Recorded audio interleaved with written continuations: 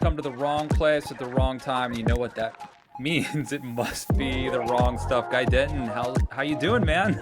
I'm feeling very wrong, Matt, on a whole number of levels. So it's good to be back with you.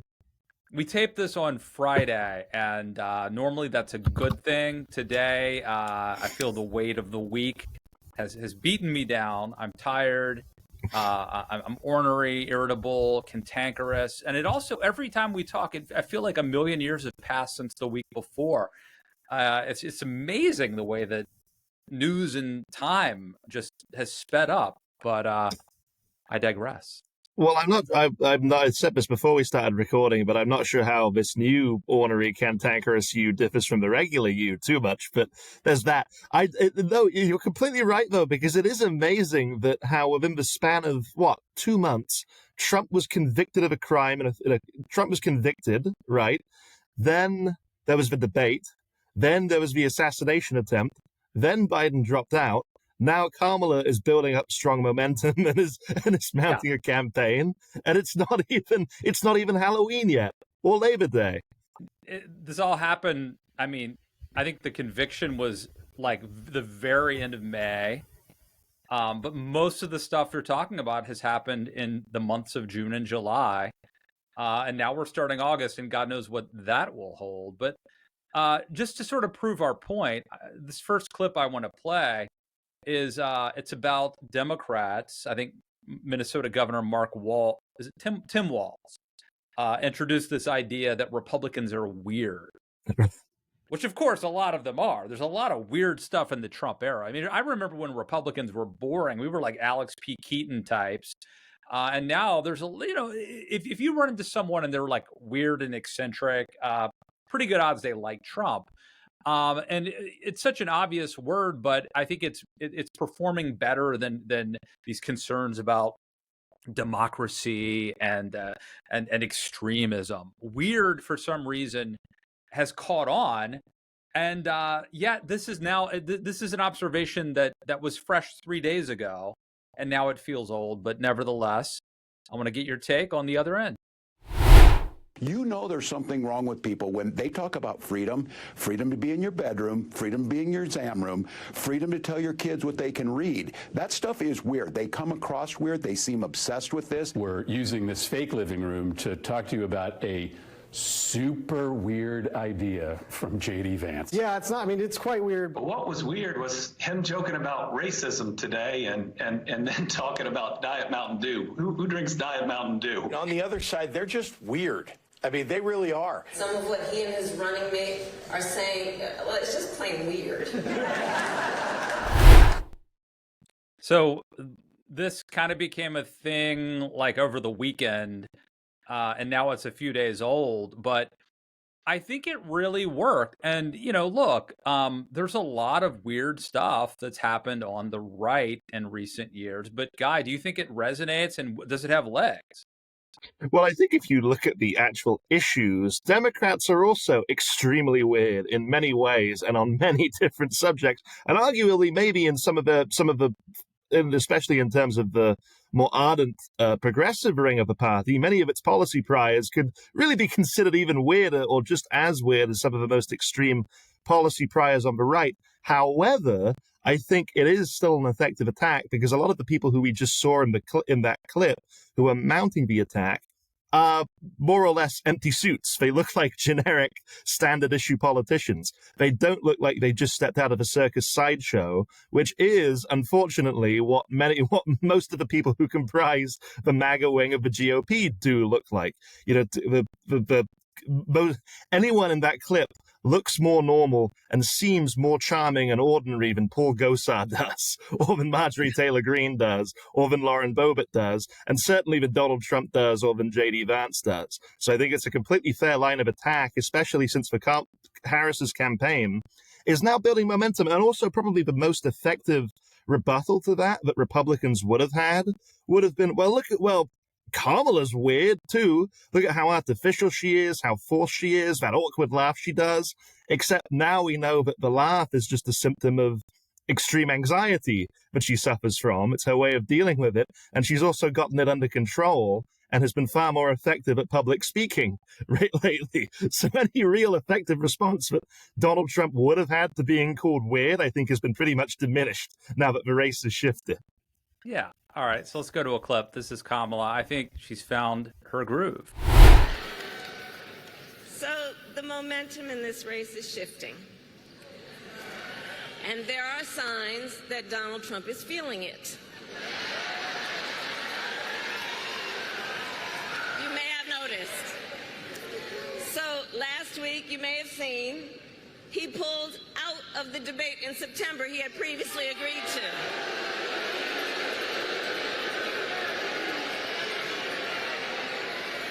So here's the thing. Here's the funny thing about that. So he won't debate, but he and his running mate sure seem to have a lot to say about me. And by the way, don't you find some of their stuff to just be plain weird?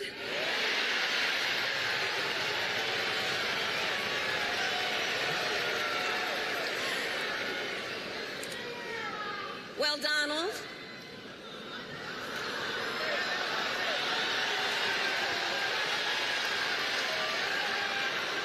I do hope you'll reconsider to meet me on the debate stage.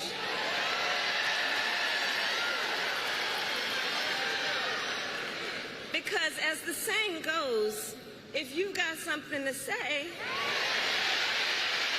it to my face.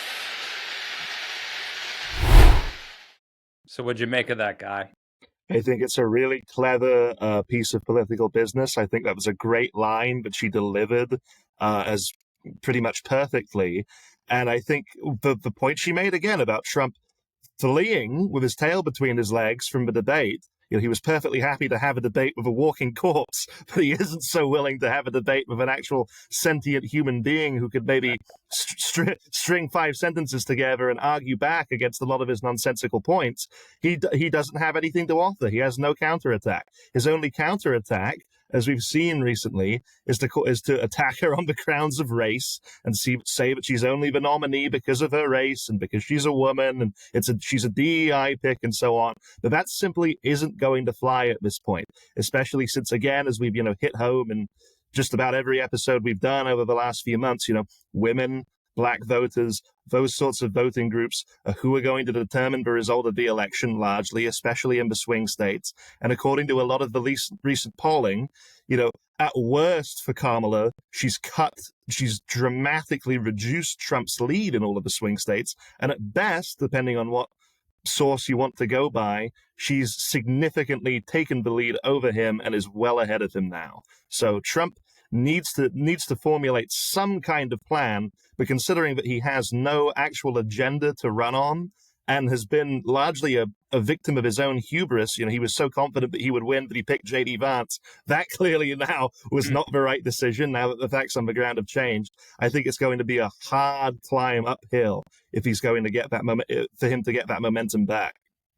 Indeed. Well, and you talked about, it seems like Trump is now freaking out, and he recently went after Kamala Harris at this meeting of black journalists, and they came after him pretty hard with a tough question, but he came back with this really weird narrative. So let's watch the clip. This morning, Donald Trump is facing criticism for challenging Vice President Kamala Harris's racial identity during a forum before the National Association of Black Journalists. It came after I asked Trump about his supporters' attacks on Harris as a, quote, DEI hire. Trump first asking for a definition. Is that acceptable language to you? And will you tell those Republicans and those supporters to stop it? How do you define DEI? Go ahead. How do you define diversity, equity, inclusion? Okay, yeah, go ahead. Is that what your definition? That is give me a literally definition then. Would you give me a definition DEI. of that? Give me a definition. Sir, I'm asking you a question, No, a you very have to direct define question. it. Define it for me, if you I would. just defined it, sir. Do you believe that Vice President Kamala Harris is only on the ticket because she is a black woman? Well, I can say, no, I think it's maybe a little bit different. So I've known her a long time indirectly, not directly very much. And she was always of Indian heritage. And she was only promoting Indian heritage. I didn't know she was black until a number of years ago when she happened to turn black, and now she wants to be known as black. So I don't know, is she Indian or is she black? She has always But you know identified what? as a black woman. I She went to a respect historically either black one. college. I respect either one, but she obviously doesn't, because she was Indian all the way, and then all of a sudden she made a turn and she became a black person. Just to be clear, sir, do And you I believe think, that I think she is somebody should look into that too when you ask continue in a very hostile, nasty tone. It's a direct question, sir. Do you believe that Vice President Kamala Harris is a DEI hire, as some I Republicans really don't have know. said? I mean, I really don't know. Could be.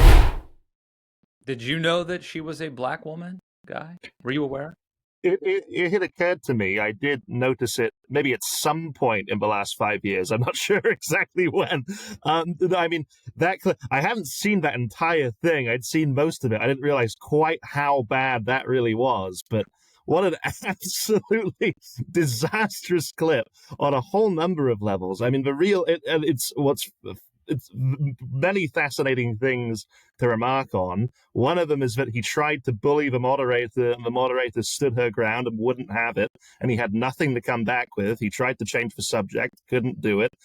Really, all he had to do, I still don't know if this would have worked, but it would have been a better way of reframing the issue, would have been to say, well, look at how successful my policies were when I was president for Black Americans, and look at how poorly things have gone in the last 4 years.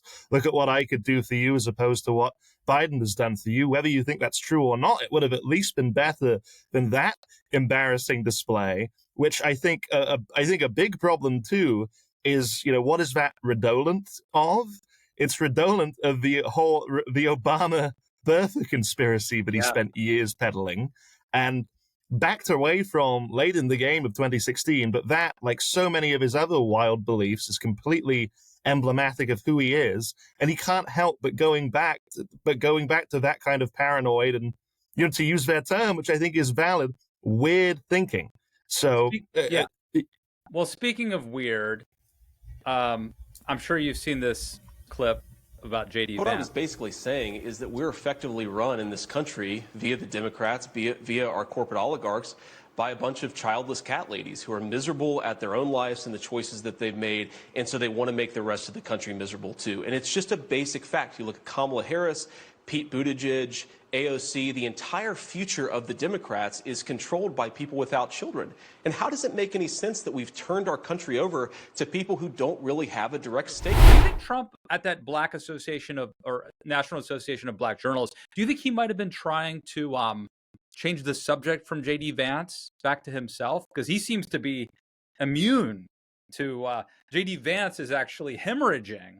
Was that Trump being strategic and trying to take the focus back?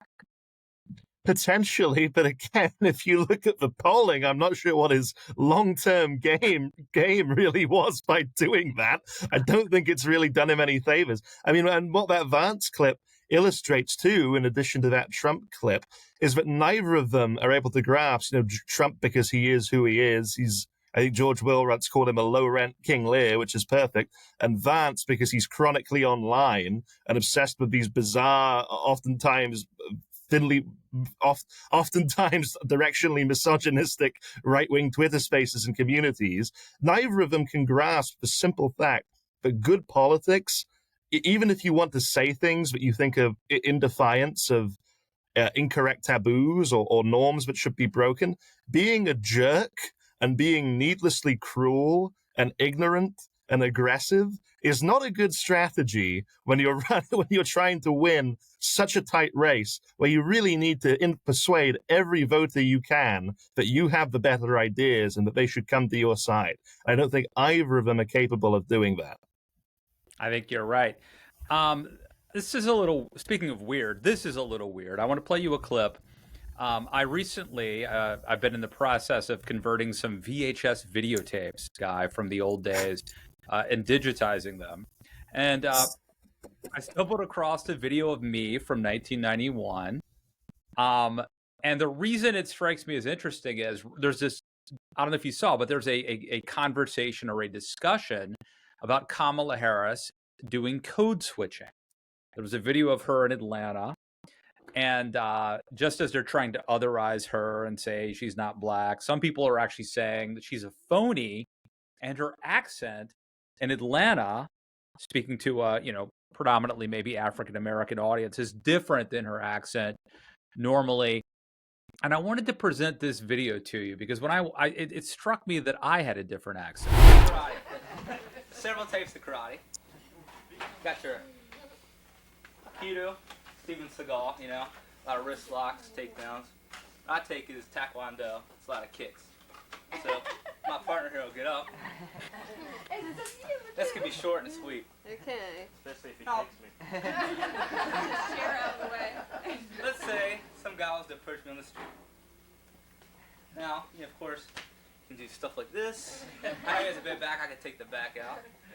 If you want to use kicks, I'll show you my kicks. Got the spin kick, the roundhouse like that. Got your hook kick like that. You got your side kick. Then you got all kind of back kicks and stuff. All right, so I was doing a little karate demonstration for my family. That's in 1991. First of all, do I sound different or do I sound the same? Are you sure you're the real Matt Lewis? You didn't really murder whoever that was and assume his identity in a Tom Ripley type fashion?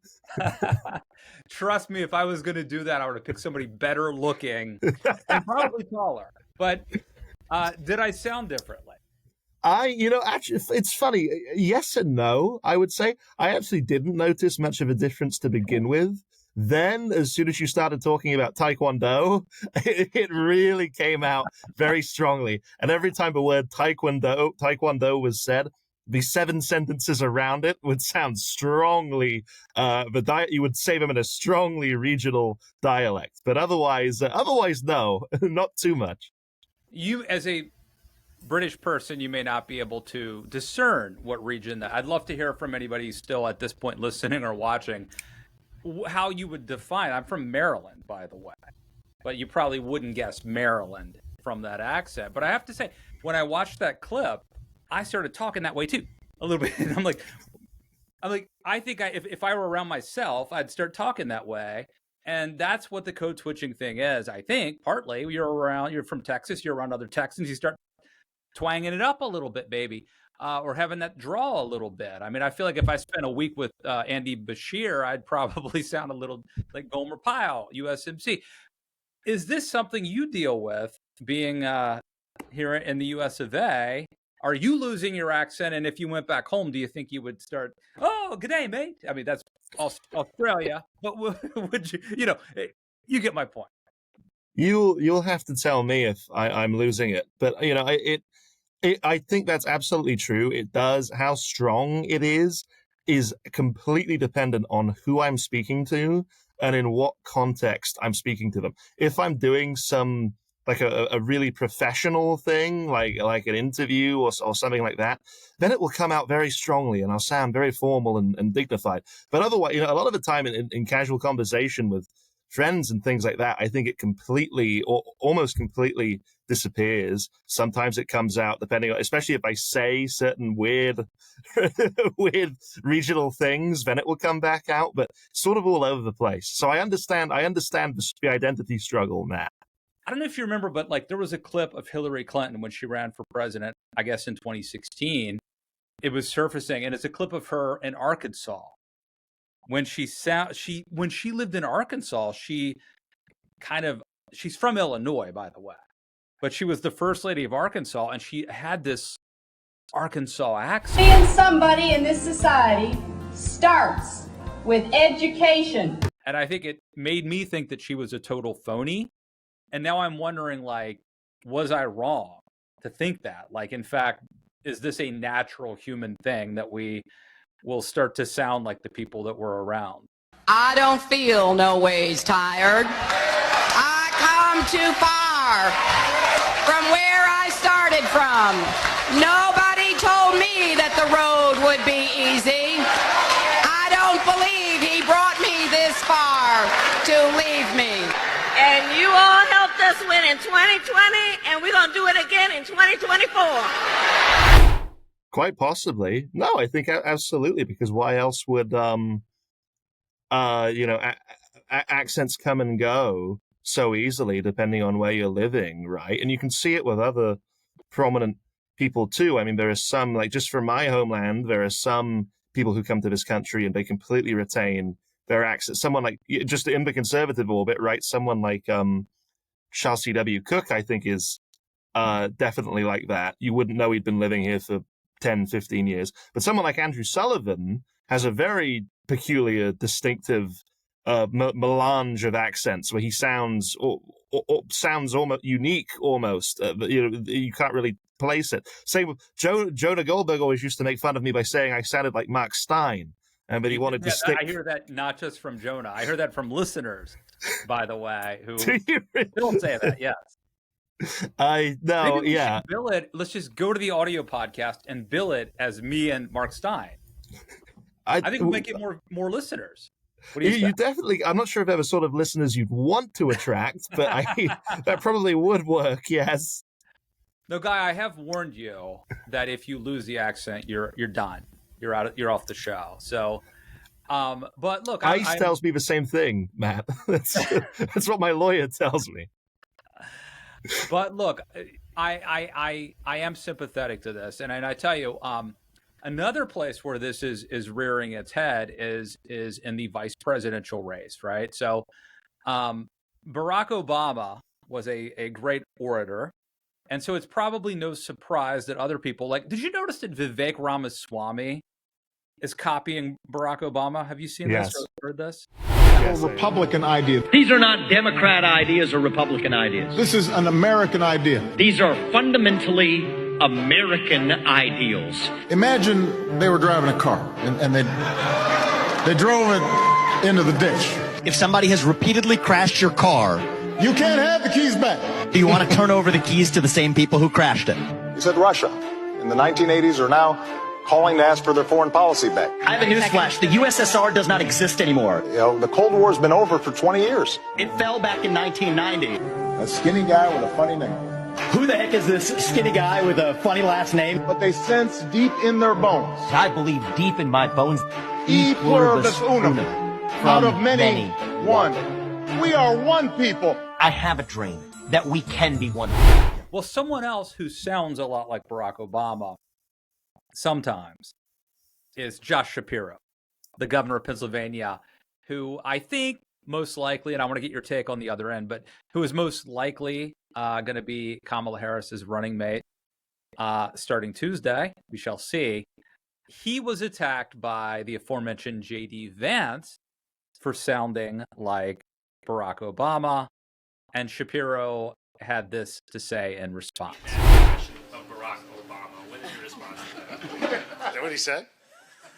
That's great. I love how we get the real-time quotes here. I mean, look, I don't know.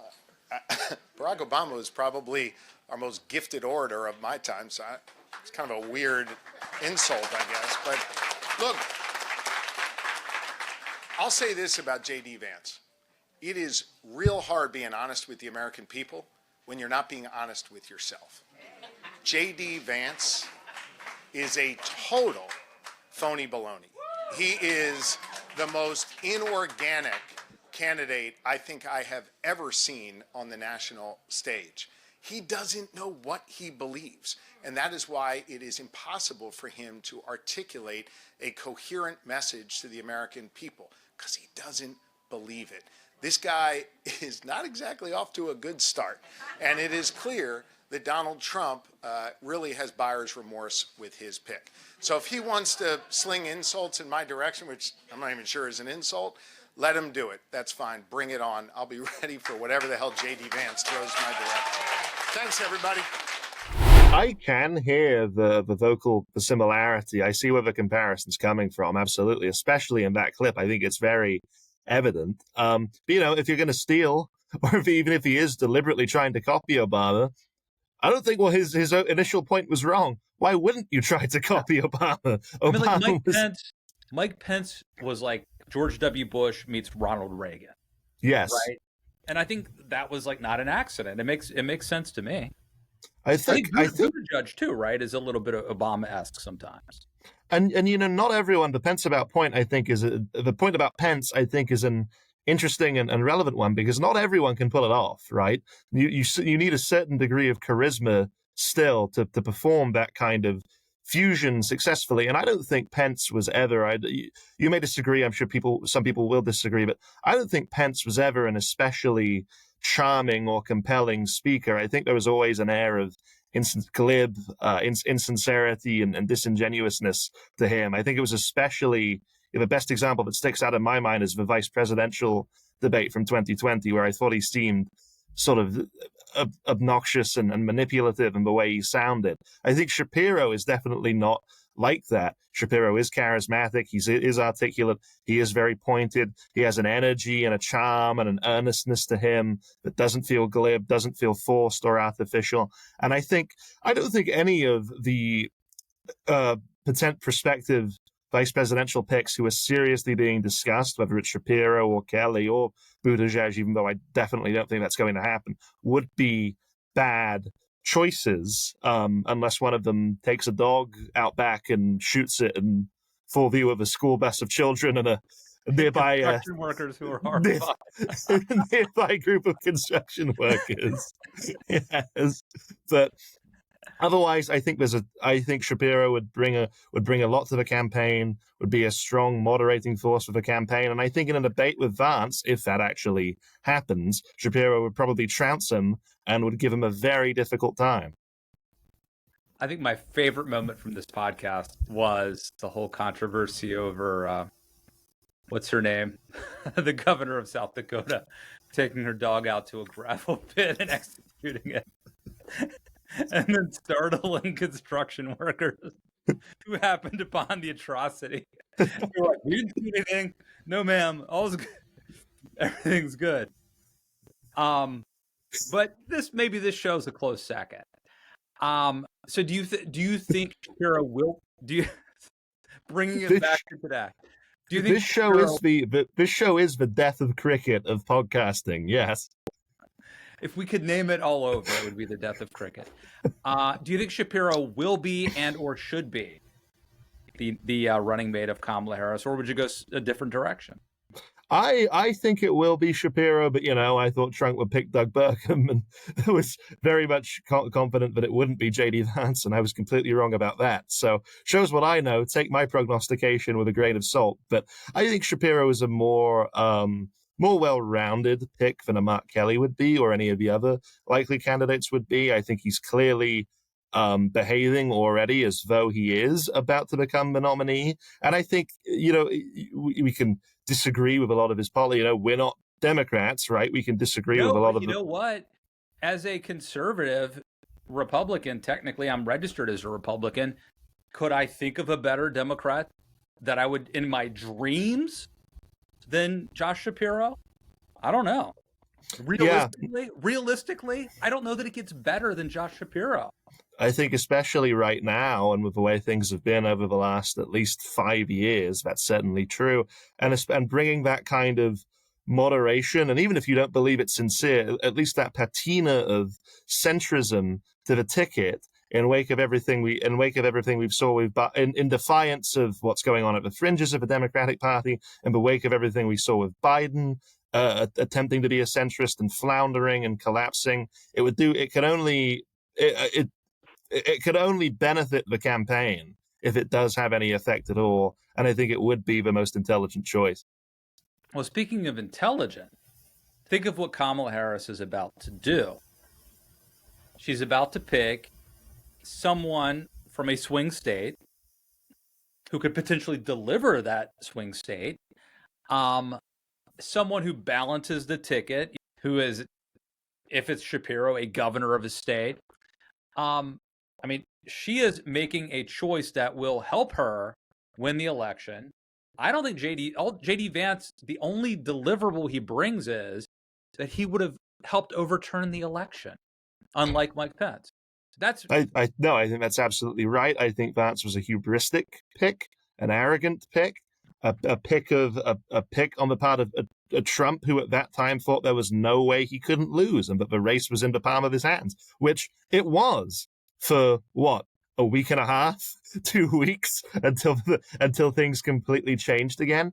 The advances at best, advances of no consequence for Trump's ticket, and at worst, he's an active hindrance to Trump's ticket. And honestly, if Trump and Vance lose, I think that's only a good thing for, conservatives of our persuasion who still think the Reaganite agenda is correct and good, because it will be a tremendous blow on the national stage to the the more nationalistic MAGA-ite wing of the party. And Trump and Vance will have only themselves to blame for failing to win what should have been, and what seemed like for a time, an easily winnable election, just like in 2020. I mean, go back and watch the post-debate podcast you and I did. We taped it literally like right after that horrible debate Joe Biden had. And I made a lot of stupid points, but one good point I made was, if there's anything good to come from this for Democrats, it's that it happened in June. And they can be thankful they had the first debate in June, which they never do. It's always in September or October. They have time to make a change, and indeed they did. And I want to end with this clip and get your take. This is a sign, I think, that Kamala Harris and her team are being aggressive. They're being smart. On the border, the choice is simple. Kamala Harris supports increasing the number of Border Patrol agents.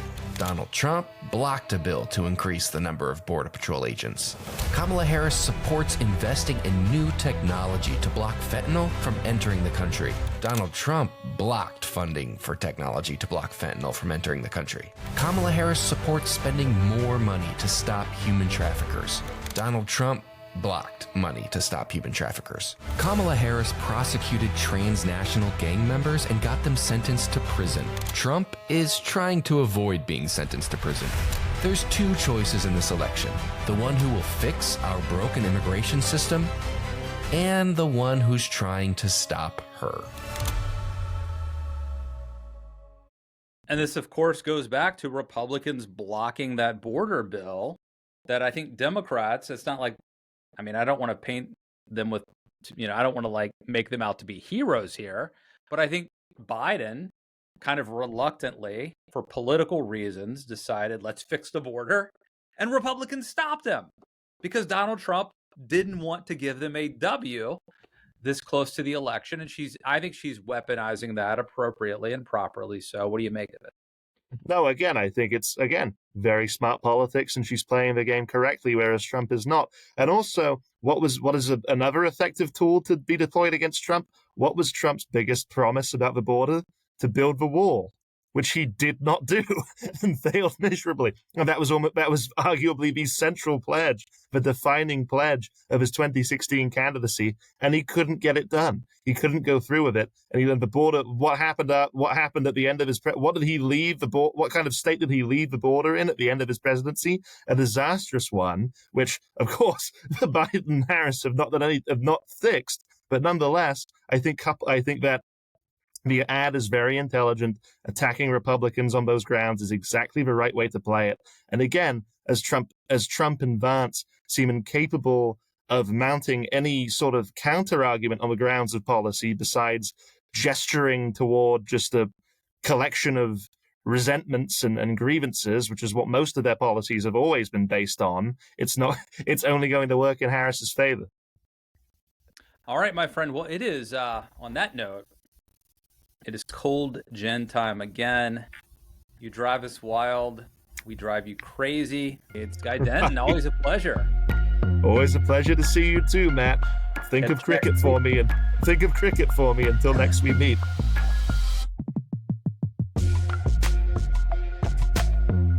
If you like what you heard here today, please make sure to follow the show, subscribe to the show, leave a like, review the show wherever you get your podcast, and also please smash that like button, or whatever the people my age are saying. I don't know. I am a Kiss fan after all. But nonetheless, you can also follow us on X at WrongStuffPod, or drop us a note, fawning praise or scornful disdain. We accept both at the WrongStuffPod, all one word, at gmail.com. Thank you so much for listening. We're looking forward to next time.